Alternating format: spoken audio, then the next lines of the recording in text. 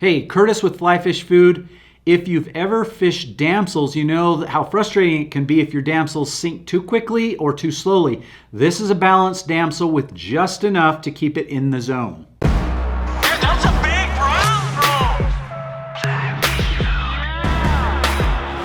This is another pattern in our line of balanced patterns that we're developing with Fulling Mill for their new drop back bung indicator system. Regardless, it's a balanced fly. We're using this inverted or offset bead, which will essentially push the center of mass of the fly both out and up, thus making it hopefully ride upside down, hook point up, and allow a little bit more of a vertical presentation if we're going to pull these laterally through the water column.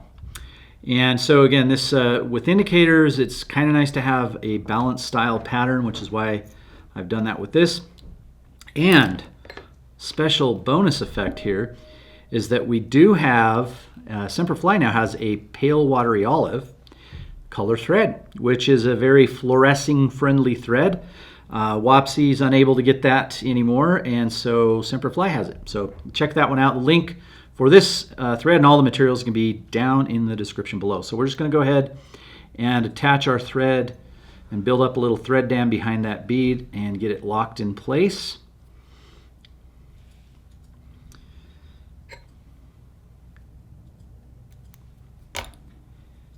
And usually I'll do a couple times up the ramp like so and get that nice and snug. Okay, we're going to work our way back about halfway, and now we'll tie in our marabou. One note about this though, this is probably my favorite overall color scheme of this, especially with a lot of damsels. If you've seen my belly flop damsel from a number of years ago, which is also balanced, I tend to go with maybe a lighter scheme on my damsel flies, but know that damsels do have instars, which are life cycle events for the bug where they shuck their exoskeleton still as nymphs. And when they do that, they have a much lighter color, which is another reason why I like this pale watery thread. And then you could also do really a chartreuse version of this. So I'm just going to use some olive marabou, but you could use chartreuse. You could use brown as well. So I'm going to yoink off a little bit of that. And as you'll see in a lot of our patterns, we do tend to go longer on the tails. I do believe more movement is better than what you may think you're getting short striked with. And so we'll do 2.5, 1, 2.5 times the length.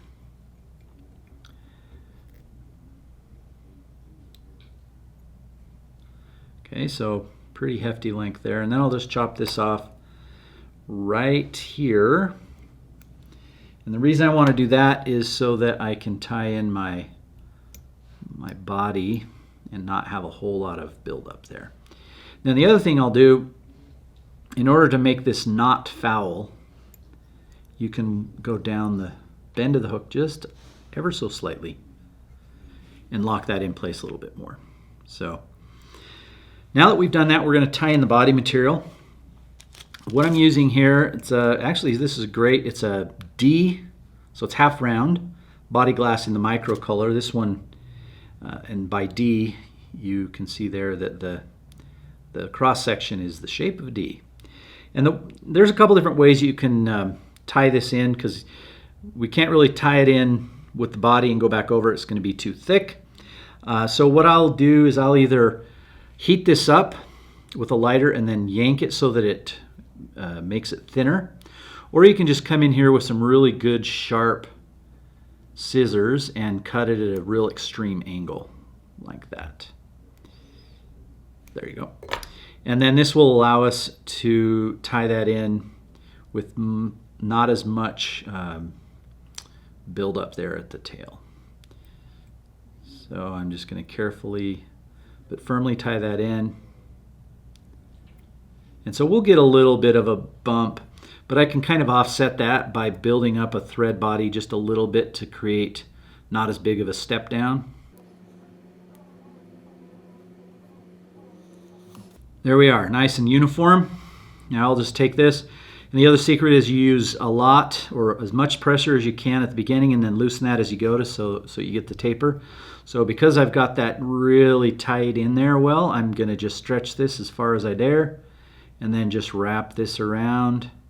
Once I'm past that little bump, I can kind of relax and allow the diameter to be a little bit bigger as we work our way up the body.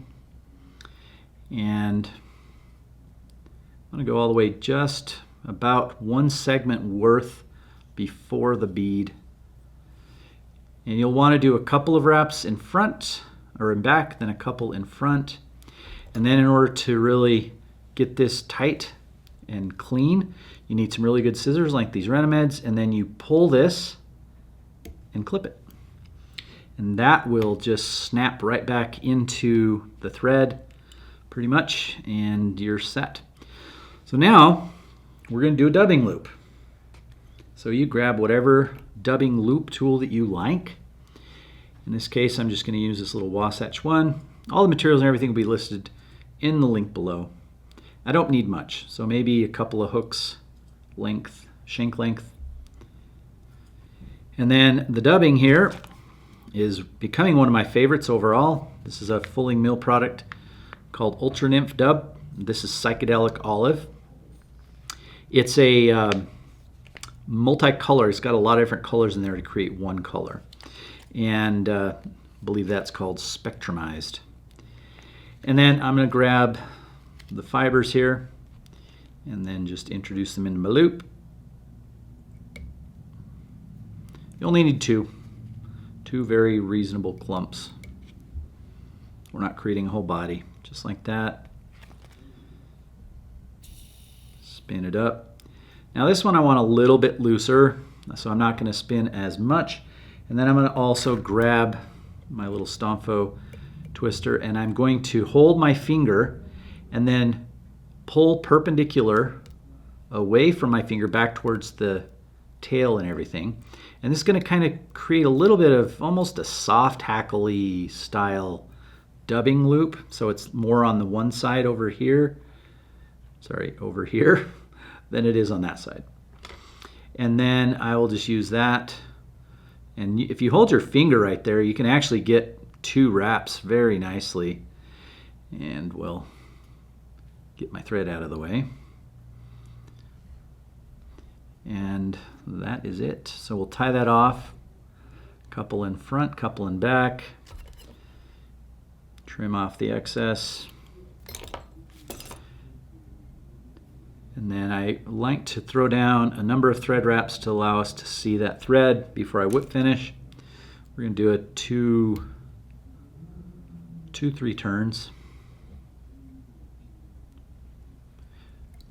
Just to be safe.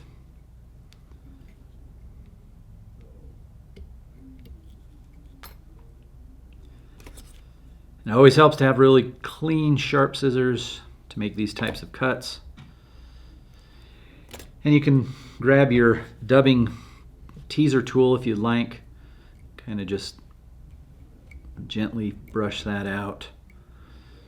Now damsels are really leggy, buggy bugs. And now, this is a little bit of a secret weapon. We're going to create eyes on this damsel. Damsels have eyes. Their eyes stand out. So I'm going to grab myself this awesome little Posca marker. Also sell these if you want them. And I'm going to create the eyes with the marker, and then I'll finish it off with a resin that I'll show you.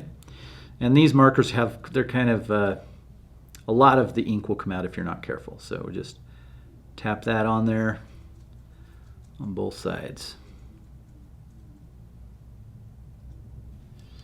Oh, and that's what'll happen right there.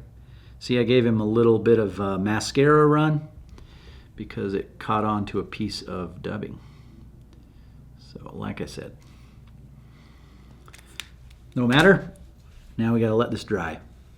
Okay, once it's dry, I'm gonna grab my favorite resin, which is the Loon Fluorescing UV Clear Fly Finish, just because it exudes fishiness and the fish can't resist it. But honestly, I do like using this as a hot spot because I think it does make a difference. I've had enough patterns where that proves the case. Light in one hand, resin in the other, tiny dollop. And you can do this a couple, 3 times. Notice how that dubbing just lights up. Another reason I like that dubbing. Give it another tap. And this is just kind of get the eyes to stand out a little bit. So you can see that. You can get a little bulb on there and do the other side.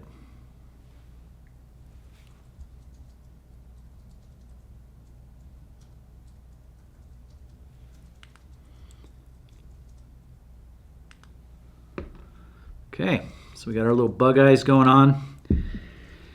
And that is it. Super easy to tie. I will say, just in terms of how to fish this, damsels can be tricky sometimes. Very often the fish are going to be in and above weed beds eating these. So this one, however, is not really meant to be fished very shallow. So a weed bed may be, you may want to use something unweighted. But if you're using this with an indicator like the drop back bung, it would work well for there, because you can set your depth on your end and then fish it however you'd like. But this is a great little pattern, relatively easy to tie. It is a great damsel. Link down below for all the materials and everything you might need, and a bunch of other tutorials if you want. Check it out.